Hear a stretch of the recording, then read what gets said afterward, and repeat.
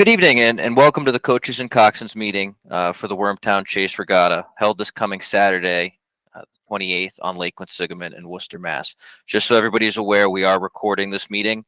I am going to be posting it on our YouTube channel, the Quinsigamond Rowing Association. So if there's anything that doesn't make sense or you didn't catch any part of it, please go back, watch it. Just so everybody's aware, we are recording this. So the regatta will be held out of the Donahue Rowing Center for those of you who were not around a couple weekends ago at the Snake. It's in Shrewsbury, Mass. The address is on your screen now. Our chief referee for the regatta is Mr. John Quinn, who will jump in shortly for the U.S. rowing portion of the regatta. And to start on everybody's favorite topic, let's please talk about some parking. Please be aware, we have several parking rules. Luckily, this is a smaller regatta, so it should not be as intense as previous regattas. That being said, please follow the rules. Just to point out, the boat ramp is for buses and boat trailers only. You can see we numbered it 1 to 12. We should be fine. Should be plenty of room, plenty of ample room. Team vans can go in the dirt parking lot directly behind the boathouse. Permit parking only directly behind Donahue. All right. Permit parking only. And then on the screen, you can see the no parking. It's totally south of the boat ramp. And we have a small portion of the top of the boat ramp designated for drop off only. So if you have parents dropping stuff off, they can pull in. There is a police detail up there. They could just pull in right there. I don't have them drive all the way down, drive through the rigging boats, none of that. Just pull in there, drop off, leave. And then this is another view. You can see in blue is the same. Team buses and trailer parking, team vans directly behind the boathouse on that dirt ramp. Once again, absolutely no parking along the south portion of the road after the boat ramp. Everywhere north of the boat ramp is free. You can park. There's plenty of breakdown lanes. They're wide enough. By all means, spectator and personal vehicle parkings can park all throughout there. The other thing that I would like to point out is the other hashed off area at the top of the screen is the post office property. Do not enter it at no time. Do not park there. Do not send your team across there to do warm-ups. At no point in time should anybody be entering the post office property. We're repairing our reputation to them slowly but surely. Please do not trespass on post office property. That being said, we do have, like I said, a police detail present, and there are no parking signs along most of North Quinsigamond Ave, the south portion where there is no parking allowed. It's pretty simple, and this is a pretty manageable group. So please, let's follow the rules and don't get out of line. Okay, now the important stuff. So for those of you, once again, who are here at the Snake Regatta, this course is the opposite. Crews will launch this time from the north dock at the Donahue Rowing Center and proceed north along the Shrewsbury shore towards the 290 bridge before turning 90 degrees and crossing the lake, then turning again to go south along the Worcester shore. Couple things to point out. Please be aware of races when you're launching. We're going to be launching pretty much right next to where the finish line is. Be aware of races coming down.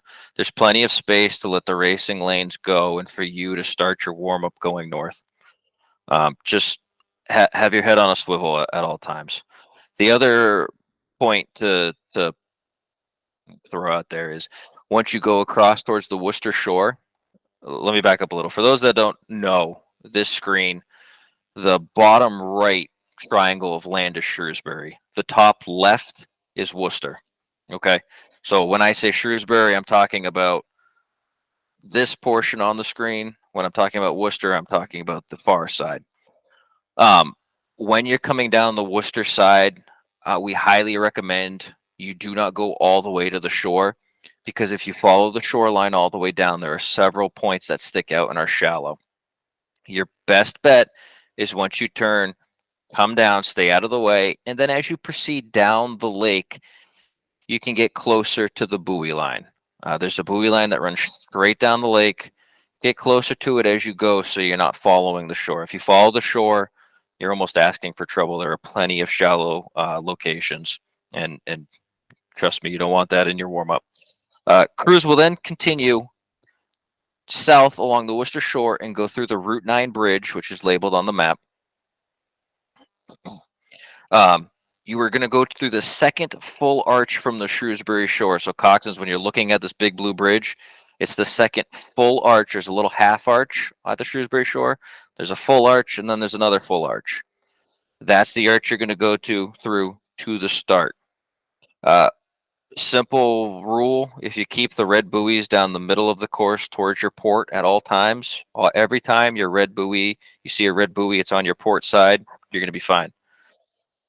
Once you have gone through, you've probably got about a kilometer until the beginning of the chute. So this is where this entire straightaway is where you should really be getting your warm up in. It's an abbreviated warm up area compared to the snake.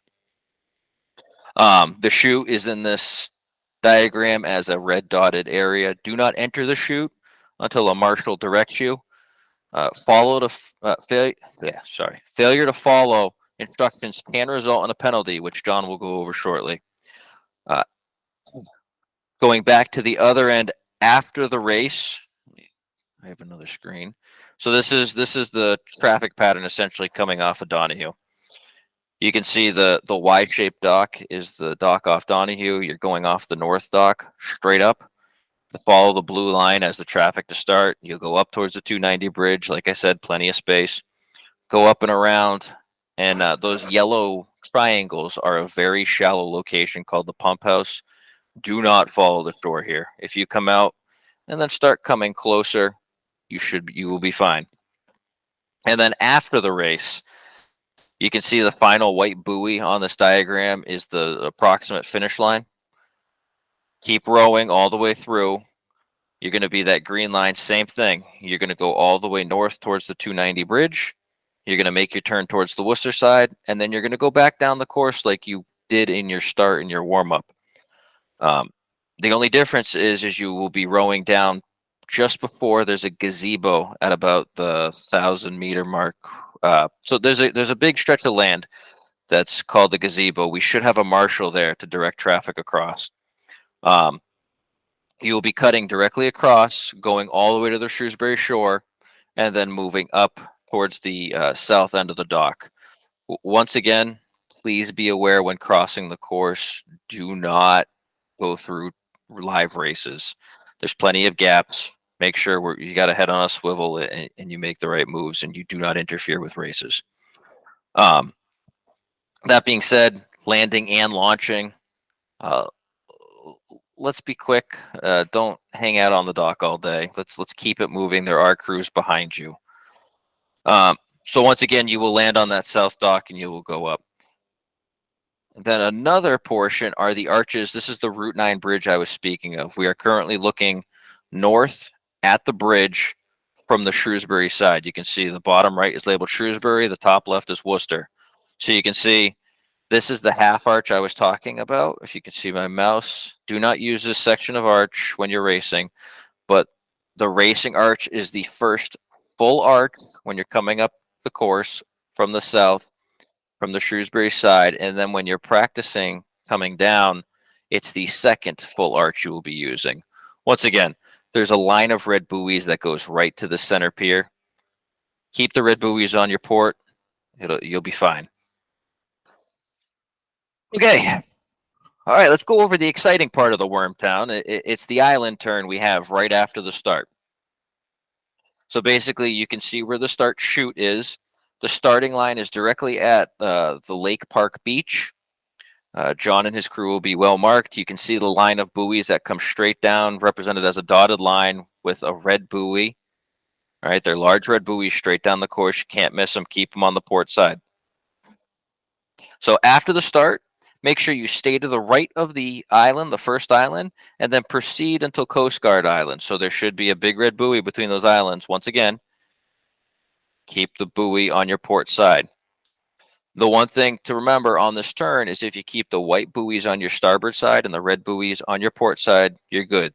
They will turn you directly into the turn and around the islands and guide you as needed. So yeah, once again, coxswains, please remember on the turns, red buoys on your port left, while starboard, white buoys on your starboard. You will see the next directional buoy at each point as you take the turns on the island. They're well placed. Just make sure if you go around a buoy, correct your course immediately. It will result in a penalty. John will go over that shortly.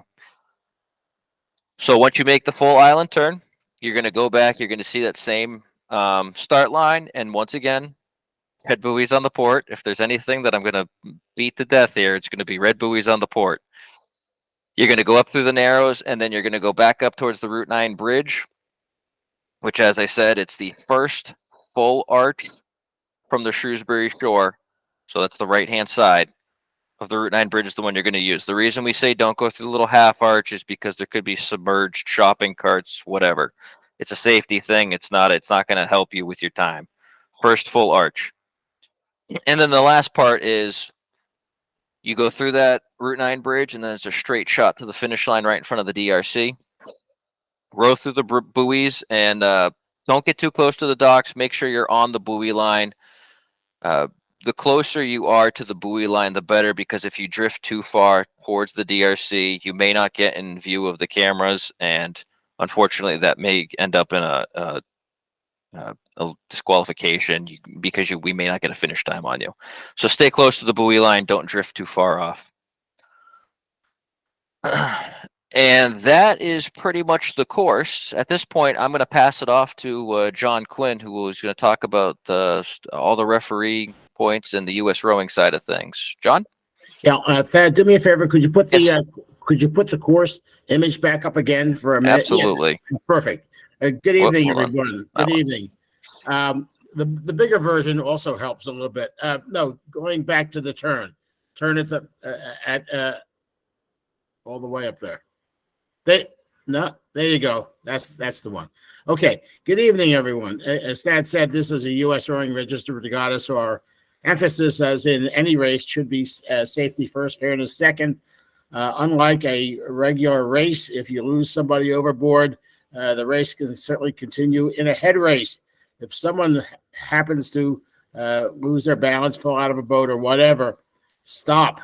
Please do not leave anyone ever in a head race swimming around on their own, because boats will probably be following, and the person is likely in the water, is likely to be hit.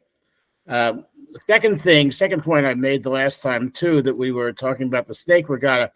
If most of the crews are either local crews or local to the Boston area and have raced here on a number of occasions,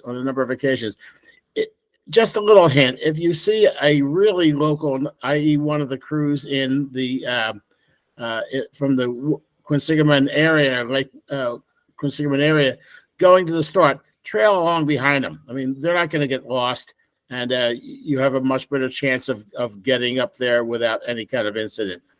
If you were, as Thad said, always keep the buoys, the red buoys, on the port side. That would be, as the coxswains are looking forward, that would be on your left side. If you're any doubt about the terms, and the white buoys on your right side. There's a buoy line right down the middle, and if you follow the buoys in that configuration, you should be fine. The buoys are what, about 50 to 75 meters apart. The ones on the course are 100 meters. 100 meters apart. Yep. It's no problem seeing them. I mean, and they are red, so it should not be a problem. If you are at the snake regatta, the actual start line is at the area we call the Narrows. So we will actually be starting you in the area called the Narrows, which will be one lane going into the course. And we will actually stop you before you go into the Narrows. We'll be stopping you and assembling the race when you are below the Narrows for your race, and then starting you into the into the narrows. So you will be going up through the narrows and almost immediately at the start of the race. 2 years ago or last year, whichever it was, I myself worked this turn here. I coxed for a lot of years, and it is not a problem at all making that swing. Again, if you sometimes just would have one side, a row, port side row light, starboard side heavy. I don't even think you have to consider dragging a hand. Some coxes would, but it's a big wide open turn. Just please maintain your access into the course configuration, like Thad said. Red buoys on the port side, white buoys on the starboard side. You'll do fine. We've got 5 referees on this regatta tomorrow. 5 licensed referees on Saturday. I'm sorry, that's not tomorrow. Tomorrow would be Thursday. So we should have adequate coverage. It's almost a straight course. If anyone's been here, it uses large segments of the regular 2,000 meter course. So keeping your line of sight is usually not an issue. There are penalties that are listed. Familiarize yourself with them very rarely. And this is not to say that they're not there for our use and benefit. If someone is flagrantly makes a violation, not giving way or is dangerous in their approach to another crew or something like that, we will penalize you. Don't get me wrong, but we very rarely had to penalize crews at this regatta. We've been very the option is there, but we've been very lucky so far. We hope that things are not changed this week. As you are assembling below the starting area, we will stop you before you enter the course. We'll probably stop you about 200 or 300 meters below the course, and there'll be one marshal working with the starting working with the starting people. We want you to approach that area and that marshaling area, low numbers first. If you're a high number, and we only have 4 races that have any, really only 2 of these 15 races that have any significant number of crews. And even then, I think there are only about 15 or 16 crews. This is very manageable regatta. But again, if you're a high number within the group of crews that are racing, don't assemble at the front end. Keep yourself towards the back of the pack. Low numbers to the front, and the high numbers towards the back. It just makes it easier to manage. We'll start you off on the paddle, and we'll try to control your paddle. We want to maintain about 10 or 12 seconds between boats, and the starter and the marshal above the start will be talking to you through megaphones. We'll be using spotters with binoculars to confirm your bow numbers, and we'll be addressing you so that you approach the starting line in a controlled fashion. We don't want you racing there's no race yet until you get to under the control of the starter, and that starter says go. Then you may begin a race, and there should ideally be about 10 or 12 seconds between boats at that point. Towards that end, the only way we can tell who the boats are is if you are adequately marked. And so we need a bow number on the front of the boat, obviously, and we need a back number on the first person in the boat, the bow person in the boat. And again, this is going to sound crazy, but when they put the bow number on, make sure they don't put a shirt on top of it. I mean, we've seen it all. It also helps if the bow numbers, if the shirt numbers have 4 pins in it to keep it from flapping around. Because once you get under on the course, the only way we can tell who goes across the starting line and the finish line is with the numbers that are shown. If we have a crew that goes across and we can't identify you, you will be rowing for absolutely no reason whatsoever. We need you to row your own course, obviously, watch the buoys. If you are being overtaken, The course is well marked. If you're being overtaken and the crew that's overtaking you is within an open length of water, give them the faster line. Move out of the way. That's not the point at which you want to begin your own dual race at that point. If they're clearly going to be passing you, do not hamper their passing. If you are hampering passing, you will be penalized if it is seen. That is pretty much it. If tomorrow morning, Saturday morning, I keep saying tomorrow, Saturday morning, referees will be at the Donahue Rowing Center at about 6:45. We absolutely do not want to go through a complete coaches and coxes meeting again. But if you have anybody that really has any questions, we would rather take a minute and answer a question that you might have, rather than have an uninformed or ill-prepared person going on the water and being a hazard to somebody. Thad did a very good job. There's some shallow points right across from Donahue Rowing Center, and there's some shallow points as you go further up, as you get on the other side of the Route 9 bridge, especially going through the Narrows. Follow the buoys, stay away from the shallow points, and you should be doing fine. We have everyone on the water is radio equipped. We have the police boats on hand. We are EMT and paramedic covered. So if there's any incidents at all, please get word to us right away. And again, as I said at the very outset, most importantly, if someone exits the boat, please don't row away from a person that's swimming in the water in a head race. That could be hazardous. If there's any questions, I'll be happy to answer them. Again, it's like I said, it's a fairly low key race. We like it to keep it that way, but on the other hand, we do want you to follow the guidelines that are printed. Please read them over, familiarize yourself with them, and everything will go well. We'll see you Saturday. Again, the referees will be the people wearing the blue hats and the blue jackets and probably wandering around the place. Yeah, just to follow up, thank you, John. Just to follow up on John's topic about asking referees, by all means, they're there to help you. Please come, please ask if anything doesn't make sense. If anybody watching this recording doesn't understand, please find them. The other part is the shallow areas. The biggest shallow areas are on the start, your way to the start. So like I said, if you do not follow the shoreline and you follow the buoy line, you're going to be better off. If you follow the shoreline all the way to the start, you're going to have some issues to steer around.